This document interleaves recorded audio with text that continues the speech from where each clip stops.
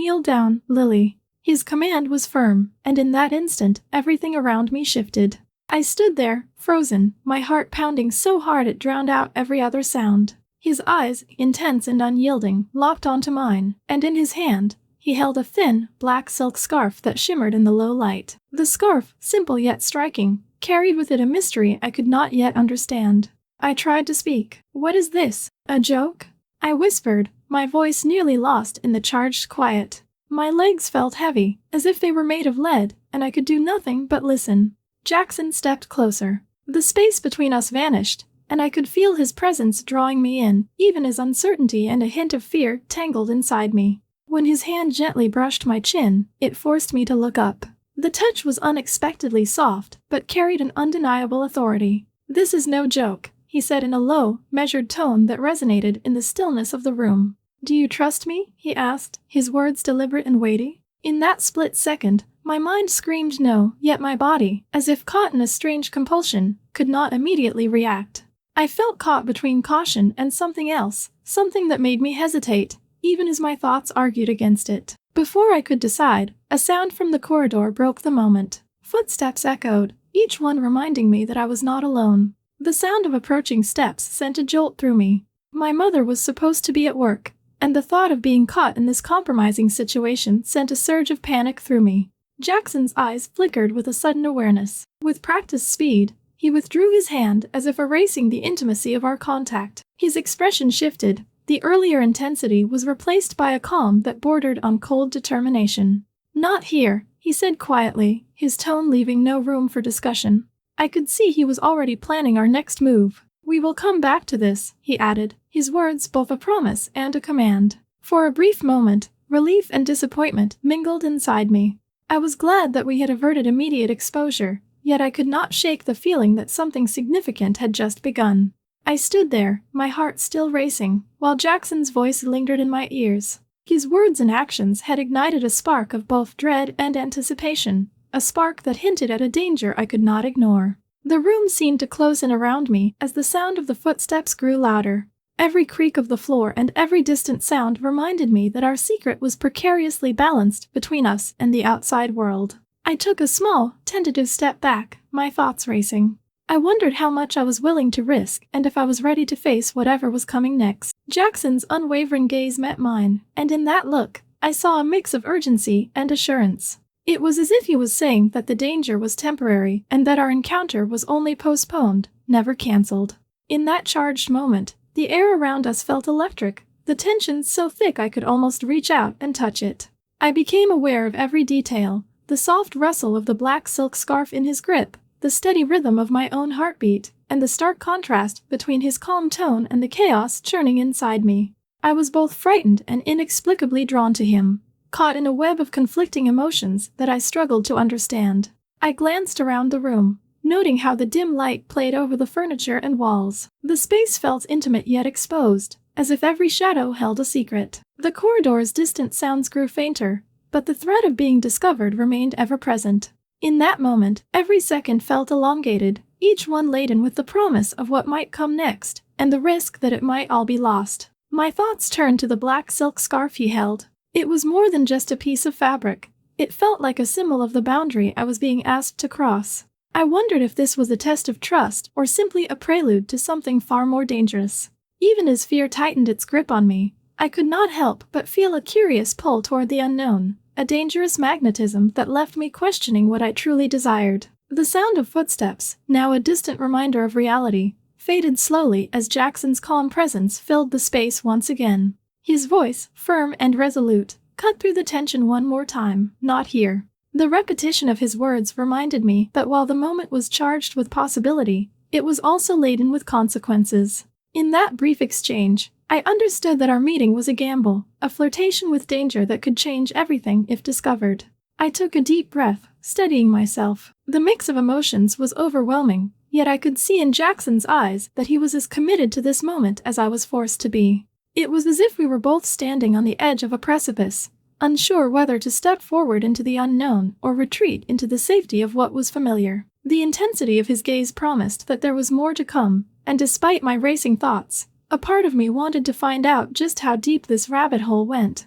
I recalled every detail, the firmness of his command, the softness of his touch, and the swift change in his demeanor when danger was near. It was a reminder that our connection was not a fleeting whim, it was something calculated, something that would return when the moment was right.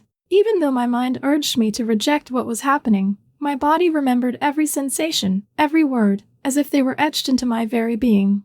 In that fleeting silence after his final command, I felt a mixture of dread and anticipation. There was an unspoken promise in the way Jackson had spoken, a promise that this was only the beginning of an encounter that would defy my expectations. My pulse gradually began to slow as I tried to regain control, and I looked at him one last time before the sound of footsteps reminded us both of the reality outside this hidden moment. I knew, as I stood there in the dim light with my heart still thundering in my chest, that nothing would ever be the same. The brief but intense encounter had left me questioning everything I thought I knew about trust, desire, and the risks that come with them. The balance between danger and intimacy was razor thin, and I was left wondering if I was truly ready for what lay ahead. There, in that charged atmosphere, with Jackson's promise echoing in my ears, I realized that the moment was only a prelude. The risk was high, and every choice carried weight far beyond what I had ever imagined. And yet, even as the threat of discovery loomed and reality pressed in on all sides,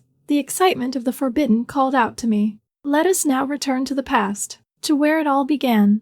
After that fateful night, my thoughts drift back to the day everything began to shift. It was the first time Mom had left us alone at home, and the silence in the house felt almost tangible. I was walking down the corridor when I saw Jackson emerging from the shower. He had no shirt on, his damp skin glistening in the soft light, as he methodically fastened his belt. I almost didn't notice him, but he paused, as if waiting for me. "Lily, help me choose a gift for your mom," he said, tilting his head slightly. His tone was calm yet carried an undercurrent that I couldn't quite place.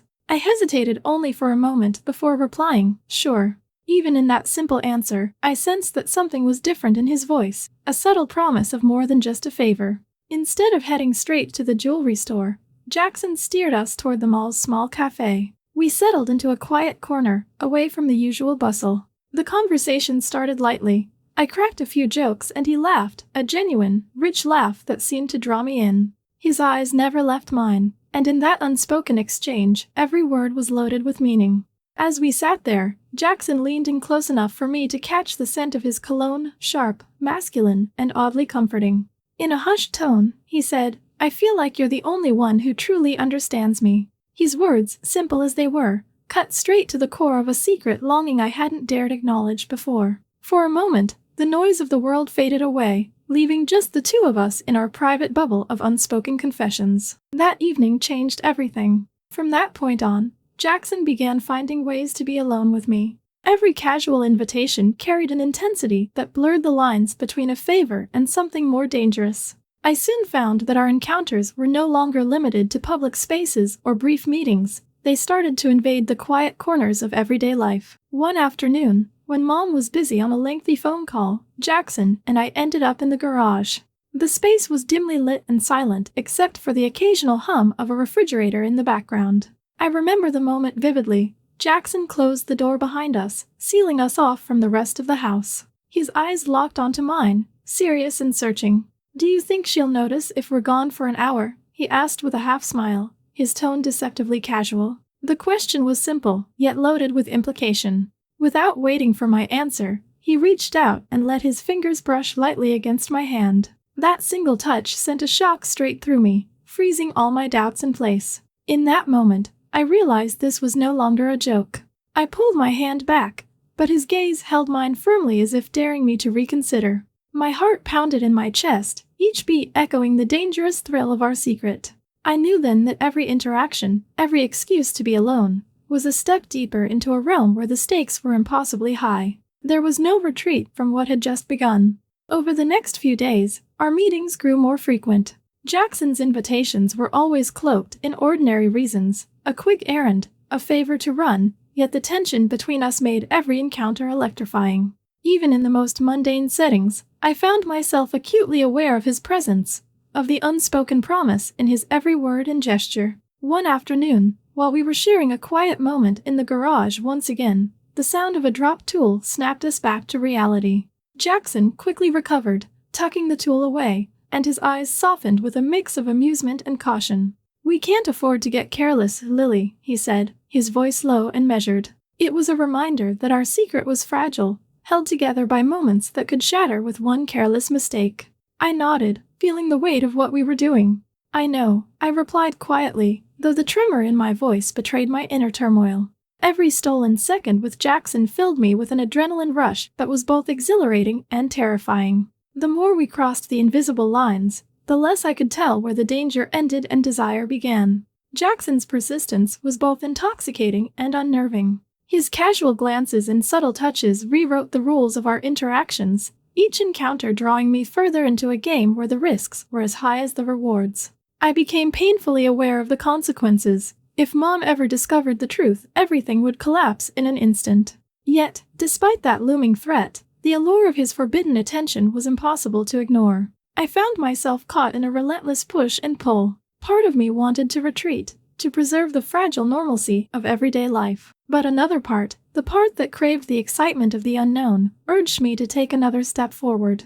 Each whispered word, each shared laugh in those stolen moments, only deepened the connection between us. With every secret meeting, I was drawn into a vortex of emotions I wasn't sure I could escape. That afternoon in the garage, with his fingers lingering on my hand, marked a turning point. In that brief, charged moment, I realized that our interactions were no longer innocent. They had evolved into something dangerous, a secret pact that bound us together with the promise of both ecstasy and peril. The realization was as thrilling as it was frightening, a spark that ignited a fire I hadn't expected. The tension in the air was palpable as we slowly withdrew from that moment, each of us silently acknowledging that nothing would ever be the same.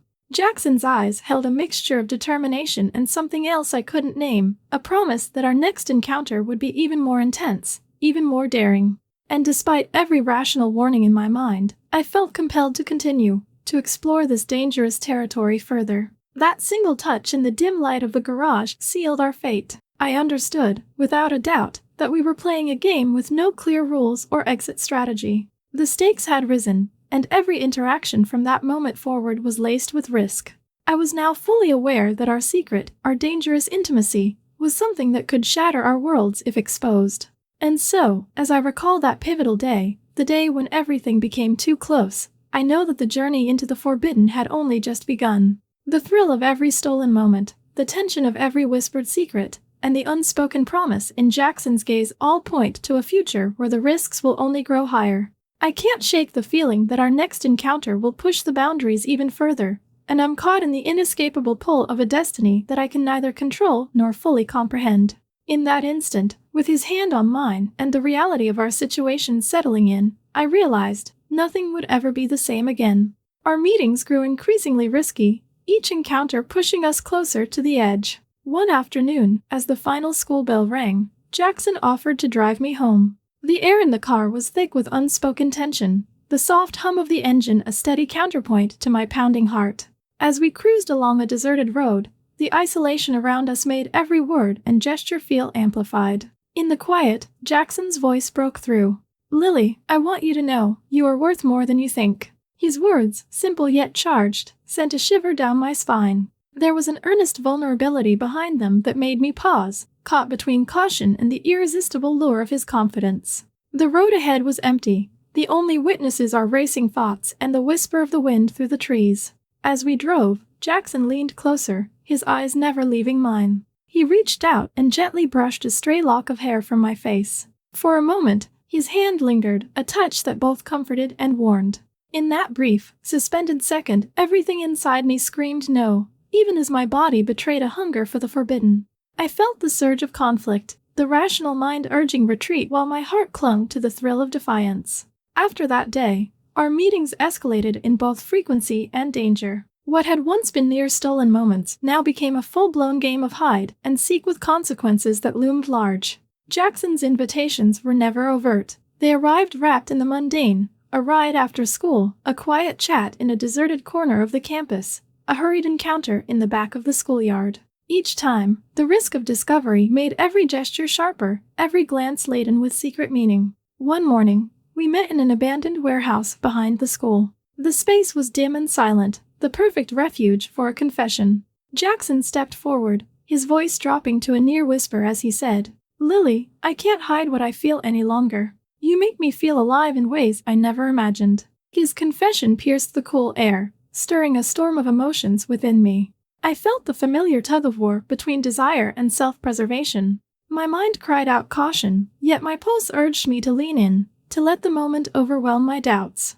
Every second in that hidden enclave made me question what I truly wanted and what I was risking. The most perilous moment, however, came on an ordinary day at home. We were seated at the kitchen table with my mom, who was momentarily distracted by an urgent phone call. The normalcy of lunch was shattered in an instant when Jackson slipped into the room. With deliberate speed, he closed the distance between us. Leaning in so close that I could feel the heat of his breath, he murmured in a husky tone, "You have no idea how hard it is for me to keep away from you." In that instant, his hand found its way to my waist, a light touch that carried a weight of longing and defiance. The contact was electric, each fiber of my being ignited by the danger of our secret. Yet, as the intimacy of the moment swelled, a sound from the corridor shattered our fragile bubble. I heard my mom's voice approaching, a sharp reminder that our hidden world could collapse in an instant. We recoiled simultaneously, as if struck by a jolt. My hands trembled uncontrollably as I gripped the edge of the kitchen table, the sudden withdrawal of his touch leaving a raw, painful void. For a few breathless seconds, silence reigned, punctuated only by the pounding of our hearts and the distant murmur of footsteps. In that charged pause, I saw in Jackson's eyes a mix of regret and resolve, a silent acknowledgement that we had danced too close to the flame. The risk of exposure was no longer a distant threat but a constant, looming presence.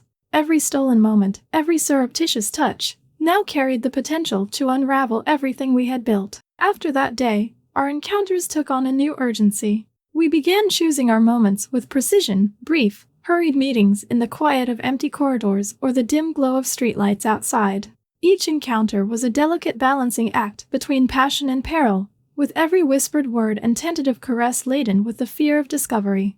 Even as I tried to convince myself that it was all just a fleeting dalliance, every secret meeting forced me to confront the reality of our situation. Jackson's persistence was both intoxicating and maddening. His eyes burned with an intensity that promised something more, something transcendent, yet every touch was a reminder of the chaos lurking just beneath the surface. That fateful incident in the kitchen had etched itself into my memory, a stark testament to the dangers of living in the shadows. The trembling of my hands against the cool table, the rapid thump of my heart, the fleeting look of shock in Jackson's eyes, all of it served as a permanent marker of the risk we were willing to take. In that moment, the boundaries between desire and disaster blurred, leaving us stranded on a knife's edge between passion and consequence. Now, as I replay those moments in my mind, I realize that we were never just chasing a thrill. We were desperately clinging to a fragment of ourselves that had been dormant for far too long. The danger, the risk, and the adrenaline of our secret encounters awakened something in me, a fierce determination to seize life, even if it meant flirting with ruin. Jackson decided to do something incredibly daring tonight. "I want to show you a surprise," he said, his voice low and determined.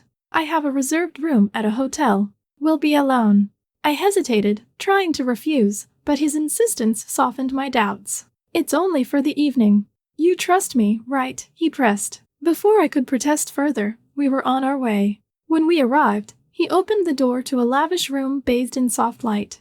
On the table, a single glass of champagne glistened, promising an unforgettable night. I followed him inside, my heart pounding as his intense gaze left me momentarily speechless. "You are special, Lily," he whispered, leaning in so close I could feel the warmth of his breath. "I want this moment to be only ours." His words sent a thrill through me, every nerve electrified with anticipation. In that intimate silence, time seemed to pause, and I felt we were teetering on the edge of something life-changing. Then, as his hand gently brushed my neck, his phone rang abruptly. My stomach dropped as he answered with a forced calm. Glancing at me, he said, "We must leave. Now." The night's dangerous promise hung in the air. What would come next? We returned to that very moment. "Get on your knees, Lily," Jackson commanded, his eyes locked on mine with a steely intensity. His voice was calm yet seethed with impatience. I stood trembling, every muscle taut as if frozen in time. The room felt impossibly small, each second stretching into eternity. Then, from somewhere below, the sound of approaching footsteps shattered the charged silence. My heart lurched. "Damn," he hissed, panic threading his tone. In an instant, Jackson grabbed my hand and pulled me toward the window. "Go, quickly." "I'll handle this," he ordered, urgency lacing every word. I didn't wait for his reassurance. My mind spun as I bolted from the room, careful to stifle every sound. My pulse pounded in my ears, each step echoing my mounting dread. I pressed myself against a cool wall in a dim corridor, barely daring to breathe as I heard the unmistakable cadence of my mother's footsteps approaching. A moment later, the door to Jackson's room creaked open and my mother's cold, measured voice sliced through the silence. "What are you doing here?" Her tone was void of warmth, each word a stark accusation. I froze, hidden in the shadows of an adjacent room, my mind a chaotic swirl of fear, guilt, and regret. In that heart-stopping instant, I realized with crushing clarity that everything had gone too far. Later, in the stillness of that empty room, I tried desperately to piece together the fragments of my shattered thoughts. The adrenaline had worn off, leaving behind an overwhelming sense of finality. I understood that the delicate, dangerous dance Jackson and I had engaged in was over. His cool detachment in the aftermath, his silent retreat from my desperate glances, spoke volumes. Though he managed to deflect my mother's suspicions that day, that single, heart-wrenching moment marked the irrevocable end of us. I remember the way Jackson looked at me just before everything unraveled, a look that once promised an exhilarating escape from the mundane.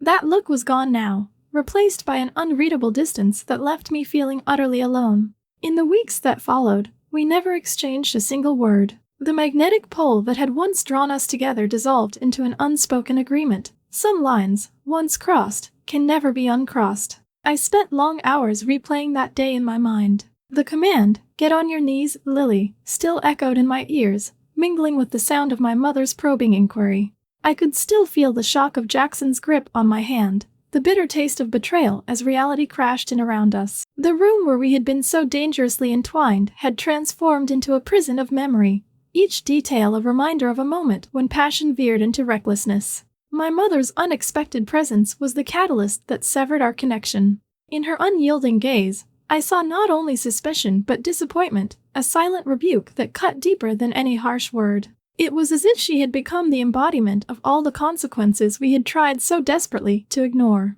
I retreated into myself, haunted by the realization that the thrill of forbidden passion could never justify the cost of everything we risked losing. That night, as I huddled in the cold refuge of an unfamiliar room, the chaotic cocktail of guilt and relief overwhelmed me. I had expected the allure of our secret to carry me into a future of wild possibilities. Instead, it had led me to this crossroads, a juncture where the dangerous game we played had finally come to an abrupt, irrevocable end. The intensity of Jackson's desires, once so intoxicating, now felt like a painful lesson carved into my soul. In the days and weeks that followed, I attempted to resume a semblance of normalcy. The echoes of that fateful encounter haunted every quiet moment, every time my mind wandered to thoughts of him. But the more I tried to reclaim my routine, the more I realized that I was forever altered by what had transpired. Jackson and I had shared something raw and unfiltered, a connection that, in its moment of brilliance, had promised liberation from the confines of our ordinary lives. Yet that same connection had also ensnared us in a web of irreversible consequences. I began to understand that our secret, our risky escapades, were not the means to escape reality, but rather a dangerous flirtation with it. The thrill of every stolen moment was inextricably linked to the fear of exposure, a fear that had now become my constant companion. I felt both a profound sense of relief and a lingering ache of loss, relief that the dangerous game was over, and loss for the part of me that had been so fervently alive in those fleeting moments of intimacy. My mother's probing questions and the coldness in her voice had left an indelible mark on me. I saw in her eyes the consequences of a life governed by unbridled passions, a life that had long since traded its innocence for the weight of regret. In that moment of confrontation, I realized that the pursuit of forbidden desires was not a path to fulfillment but a road to inevitable heartache. Time, they say, heals all wounds, but the scars of that day remain etched in my memory.